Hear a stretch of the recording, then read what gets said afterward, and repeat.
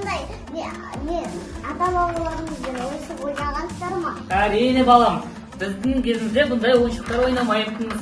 Біз табиғи ата-бабаларымыздан қалған асықпен ойнайтынбыз. Қанекей, сендер ойыншықтарыңды жинастырыңдар, мен сендерге асықты түсіндірейін. Олар, бұл асықтың түрлері болады. Мінекей, егер де асықтың осылайынан түсетін болса, алшы дейді. Бұлайынан түсетін болса, тәуке дейді. Осылай түссе, бөк түсті деп атайды. Ал бұлайынан түссе, шөп түсті дейді. Тура осылайдан тұрып қалған жағдайда омпы түсті деп атайды. Осы атауларды жаттап алыңдар балаларым. Жарай ма? Жарай! Асық ойындарының түрлері, әртүрлі асық ойындарды ойнауға болады. Бес атар, үш табан, қанталапай, тасқала сияқты бірнеше асықпен ойналатын ойынның түрлері бар. Солардың бірі қанталапай ойынын ойнағыларың келеді ме? Олай болса балалар, қанталапай ойынын қазір мен талапай ойнайықша алақай деп асықтарды шашқан кезде сендер тез жинайсыңдар. Оның ішінде қан асығы деген асық болады. Ол қызыл асық. Қан асығын алған бала бірінші асықтарды тігіп, бірінші ататын болады. Яғни бірінші ойыншы осылай анықталады. Түсіндіңдер ғой балалар?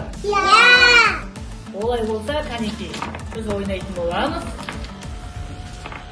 Қолдарымызды түсіріп, дайындалып тұрамыз, қанекей. Талапай, ойнайықша алақай. Балалар, олай болса, ортаға қазір бір-бір асықтарынан түкіп шығарсыңдар. Қанекей, асықта бір асығымды ортаға түк. Алшысынан оқып қой. Тоса сен.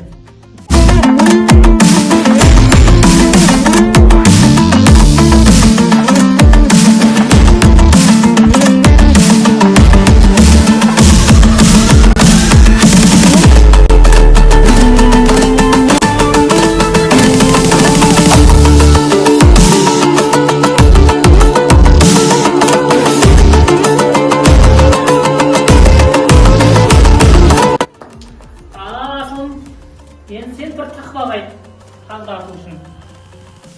Көктем сізді жадырап, күн нұрымен таласып, және ұйқысыз жақырап, жаны жасан анасым. Ай, жарайсың.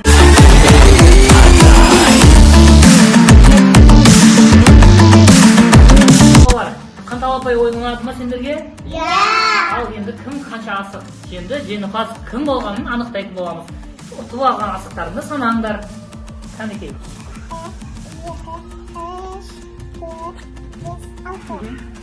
Қанай?